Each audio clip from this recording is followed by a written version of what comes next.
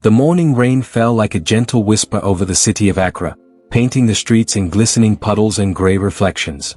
For most, it was an inconvenience, a delay in traffic, a reason to cancel plans. But for Sandra, it was just another part of her routine. Umbrella-less and clad in her worn-out cleaner's uniform, she walked briskly along the edge of the road, clutching her lunch wrapped in a plastic bag. The hem of trouser was already soaked, and her once white sneakers squelched with every step. But Sandra didn't complain. She never did. The 24-year-old had long learned that life gave no discounts for grumbling. She was the eldest of 4 siblings and the only breadwinner after their mother stroked 2 years ago. Her job as a janitor at the Crystal View Towers, one of the tallest and wealthiest buildings in the city, barely paid enough to feed them all. Still, she worked with pride. As she neared the crossing in front of the towers, she took a moment to check the time on her phone. 6:27 a.m. She still had 3 minutes before her shift began. Perfect. She looked both ways, stepped into the road, and that's when it happened. A sleek black SUV came barreling down the wet street, engine humming like a predator. Before Sandra could even register the license plate, the vehicle roared through a massive puddle right next to her.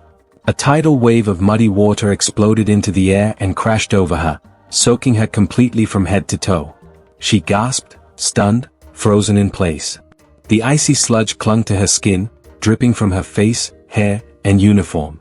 Her carefully packed lunch had fallen to the ground, ruined. Around her, the world stood still for a moment. The SUV didn't slow down. But through the tinted windows, Sandra caught a glimpse of the driver. A woman, elegantly dressed, with sunglasses on despite the gloomy weather, was laughing. Laughing. Her glossy red lips curled in cruel amusement as she sped off, leaving a trail of splashes and confusion behind. The security guard at the office entrance didn't even try to hide his grin as Sandra trudged past.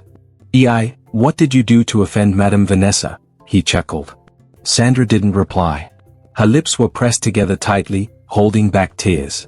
She entered the side door reserved for maintenance staff and took the back hallway to the locker room, avoiding eye contact with anyone she passed. Inside the small restroom, she wrung out her shirt over the sink, scrubbing her face with a wet tissue.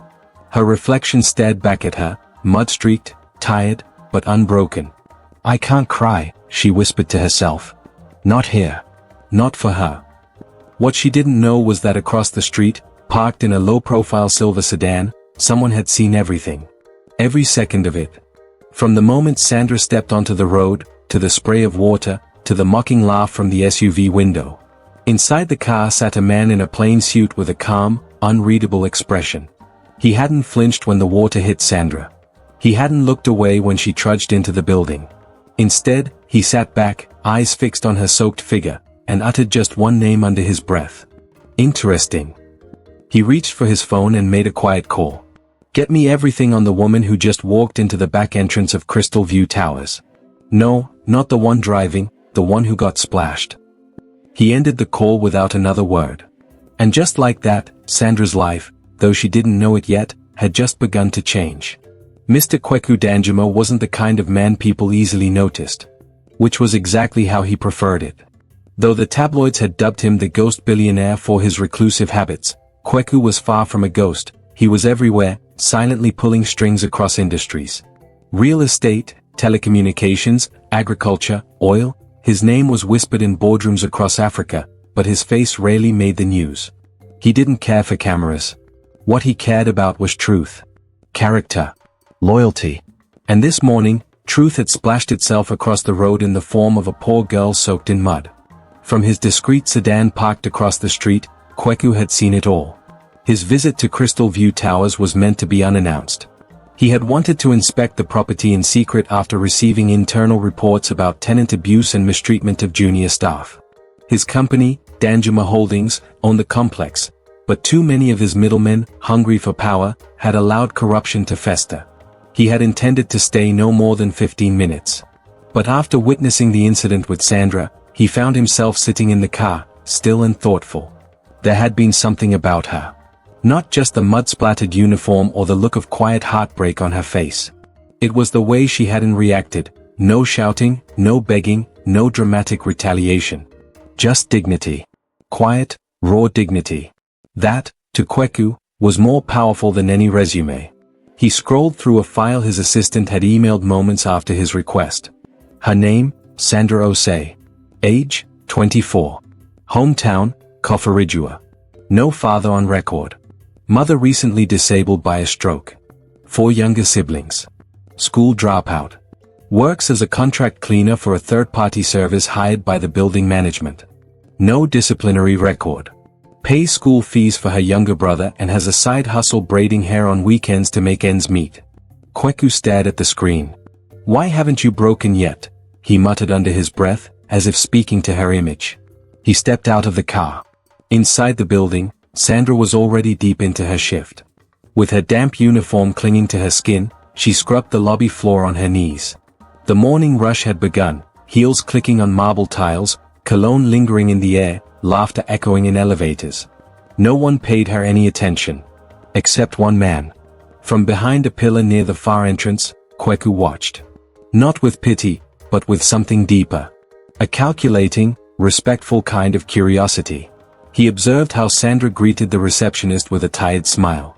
How she apologized to a delivery man for accidentally blocking his path. How she picked up someone else's trash from the floor without complaint.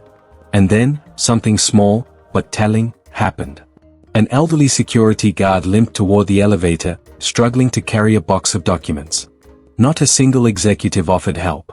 Sandra, despite her cleaning gear, dropped her mop and jogged over. She grabbed one end of the box and smiled kindly at the old man. "I've got you, Uncle Kojo. You shouldn't be carrying these alone." Uncle Kojo chuckled. Sandra. You'll make someone a fine wife one day." She laughed softly.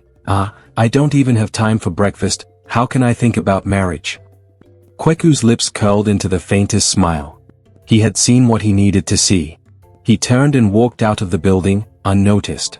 But before stepping into his car, he gave a simple instruction to his assistant over the phone. "Cancel the board meeting. I'm staying in town a little longer.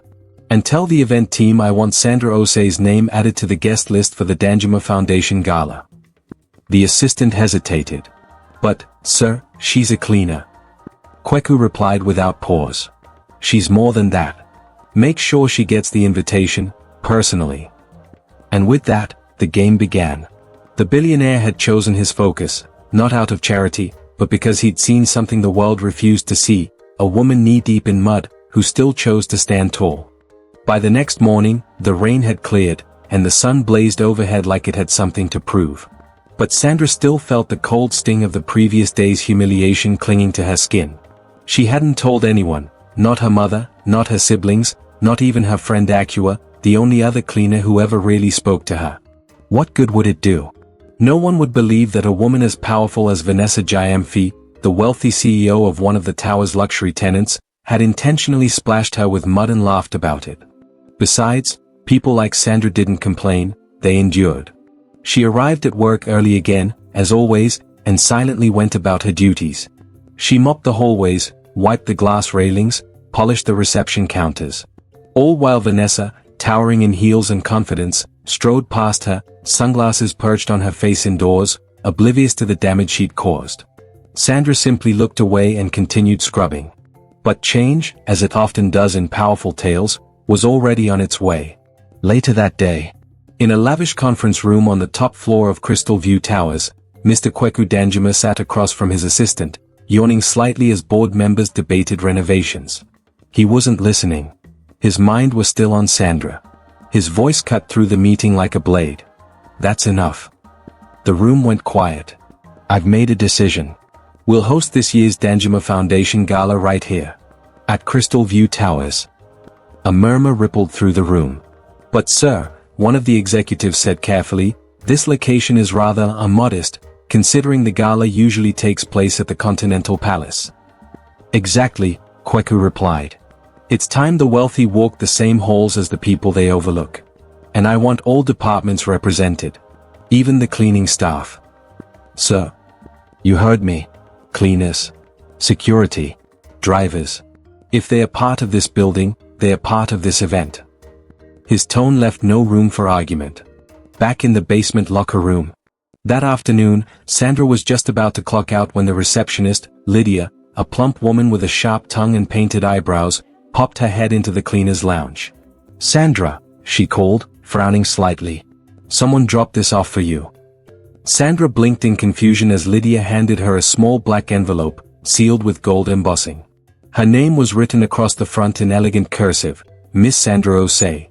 She turned it over. No return address. No explanation. Her fingers trembled slightly as she opened it. Inside was a thick, creamy invitation card. Danjuma Foundation Gala. You are cordially invited to attend the annual charity gala hosted by Mr. Kweku Danjuma. Date, Saturday 7 p.m. Venue, Crystal View Towers Grand Hall. Dress code, formal. She stared at it. It had to be a joke. Aqua peeked over her shoulder and gasped. "Ei, where did you get this? You were invited to the Danjuma Gala." "I don't know," Sandra whispered. "Maybe they made a mistake." Before Sandra could respond, Lydia snorted. "Please. It's probably some prank. These rich people, they like to make fun of poor girls for sport. You better not show up and embarrass yourself." Aqua stepped forward, frowning. "Don't listen to her. You should go." Sandra hesitated. "But I don't have a gown. I don't have money for heels. I don't even know how to act at these events." Aqua took her hand gently. "Then let the world be shocked when you show up anyway." That night, in her shared one-room apartment, Sandra sat cross-legged on the floor, invitation in hand. Her mother lay sleeping on the bed beside her, while her siblings worked quietly on their homework. 1,000 thoughts ran through her mind. Why her? Who sent it? Was it real? She didn't know. But something deep inside her, a quiet, persistent hope, urged her not to throw it away. She folded the invitation carefully and tucked it into the back of her Bible. If this was a door, she would knock. Even if her shoes were old, even if her dress was borrowed, even if no one expected her to belong, she would show up. Somehow. Some way. Because maybe, just maybe, someone out there had finally seen her. Saturday night arrived like a storm dressed in diamonds. By 6:45 p.m., Crystal View Towers no longer looked like a residential complex. It shimmered like a palace. A red carpet snaked from the entrance to the inner ballroom. Tall golden lanterns lined the walkway. Valets in white gloves opened car doors as luxury vehicles arrived one after another, unloading guests wrapped in satin, silk, and splendor. Camera lights flashed. A live band played mellow jazz under the grand chandelier. This was not a space for the poor. This was where the powerful came to flaunt their fortune. But outside, at the edge of the crowd, stood a girl in a simple sky blue dress. It wasn't designer. It wasn't new.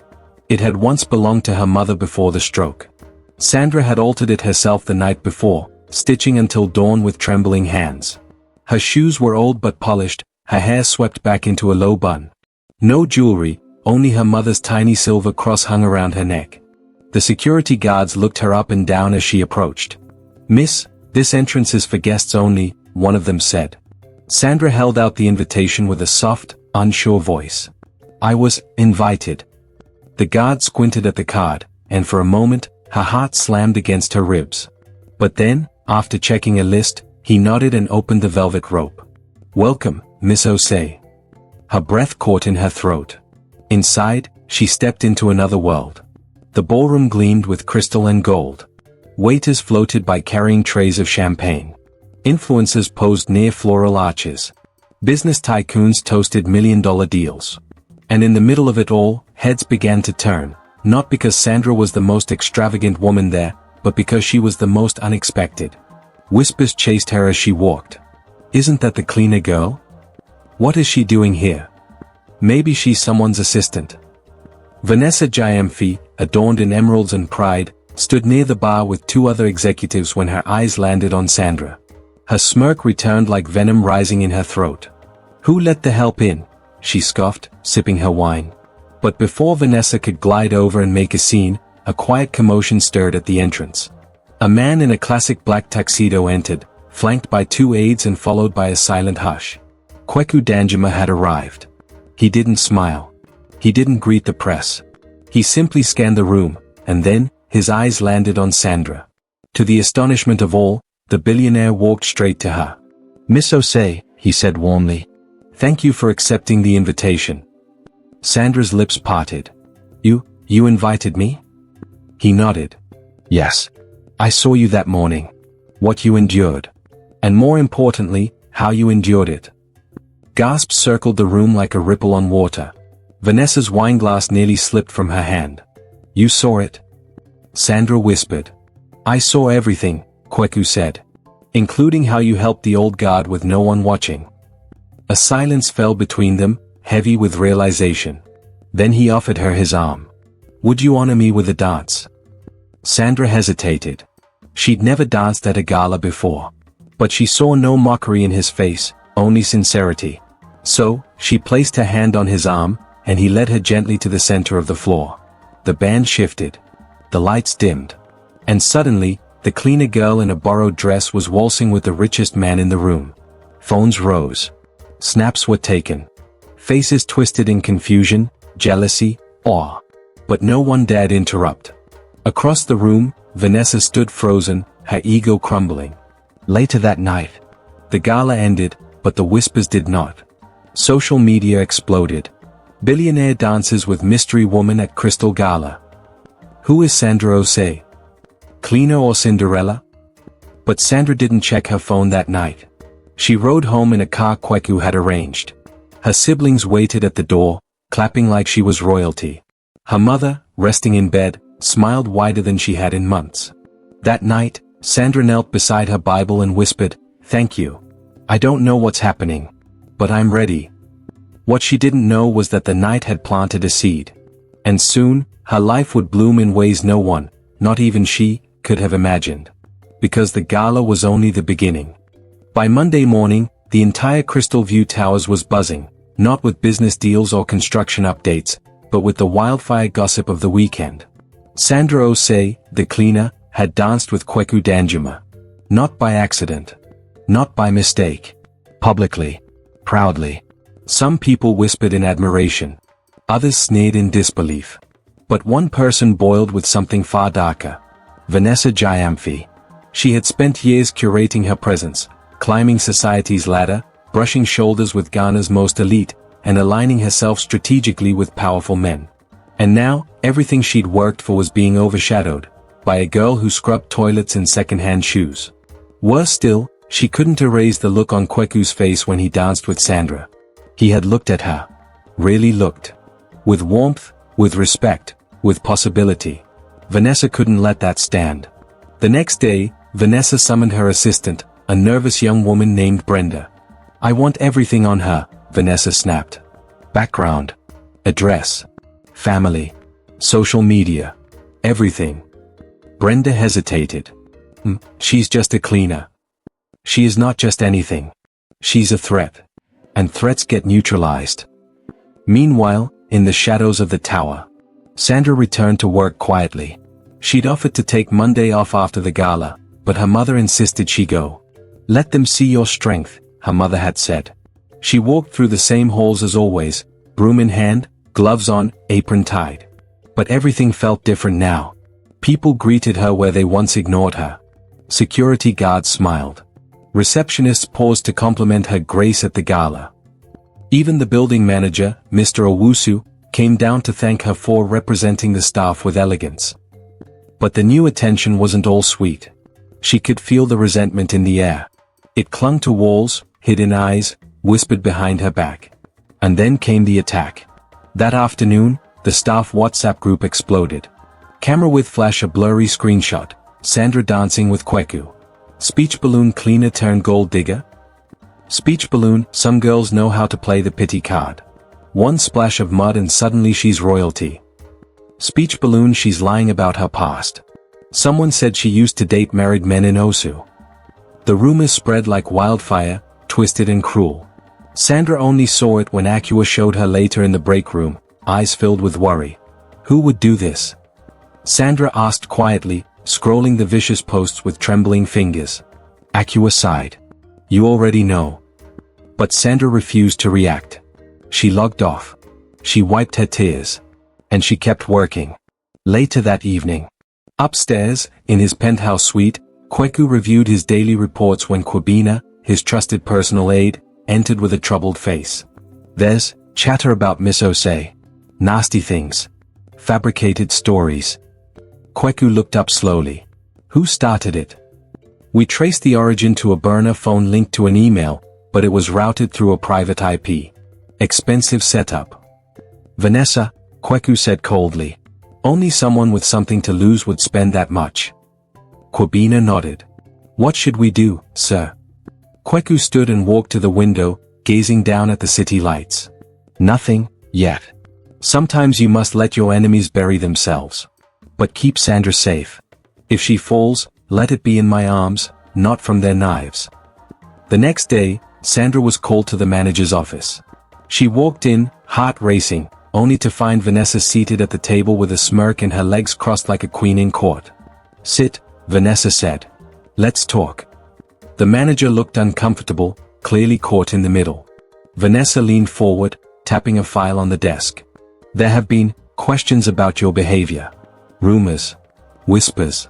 You've become a distraction. Sandra sat tall, voice steady. I do my job. I come early. I leave late. If people are whispering, that's their distraction, not mine. Vanessa's smile twitched. It would be a shame if your contract wasn't renewed.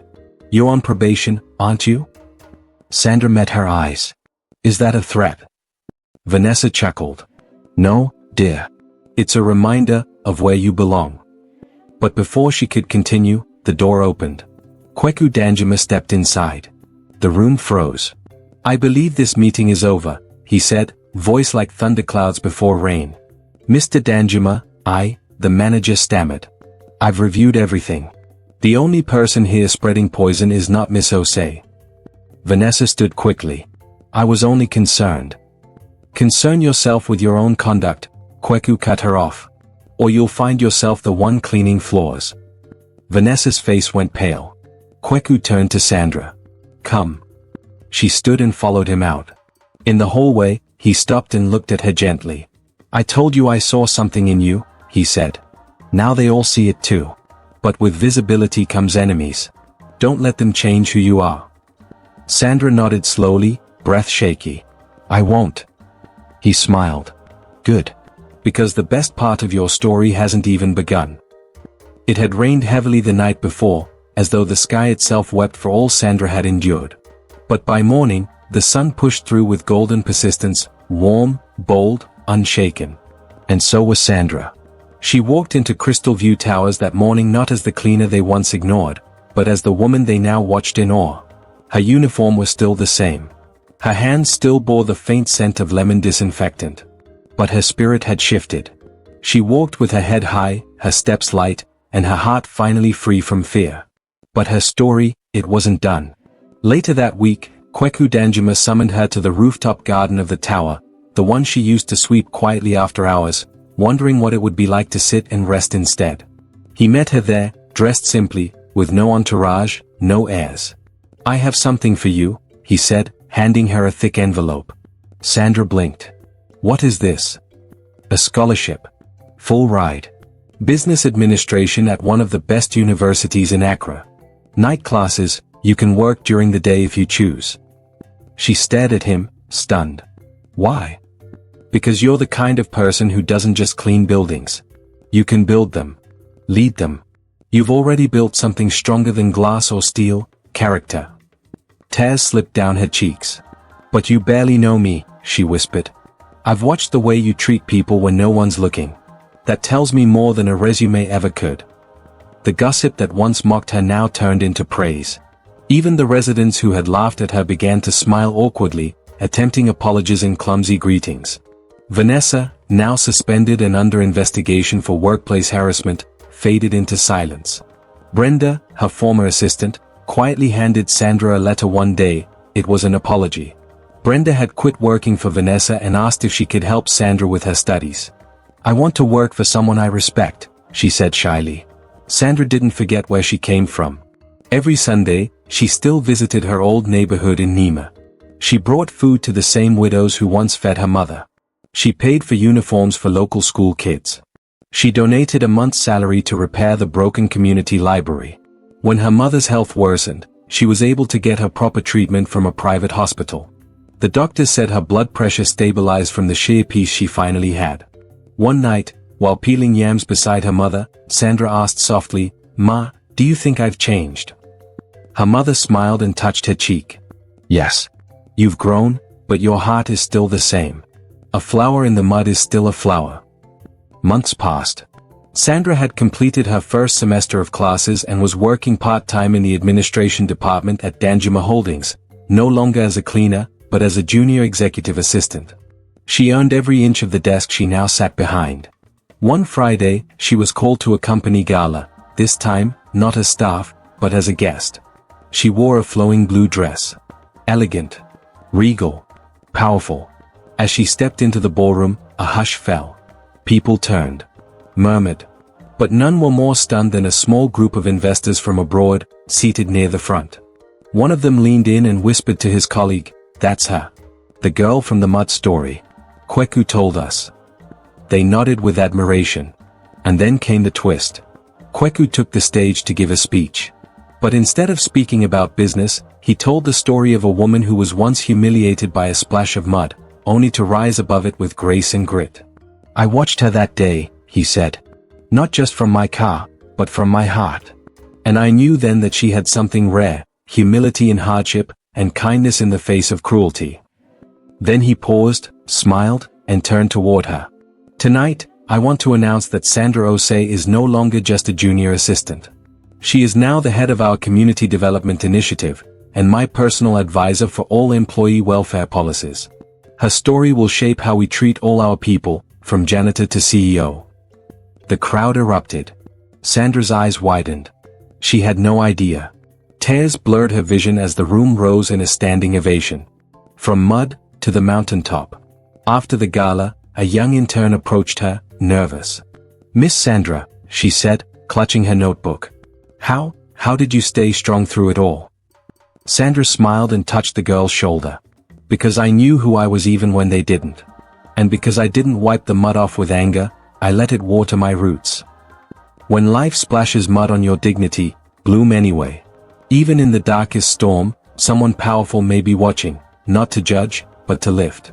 And when they do, don't forget the ground you rose from."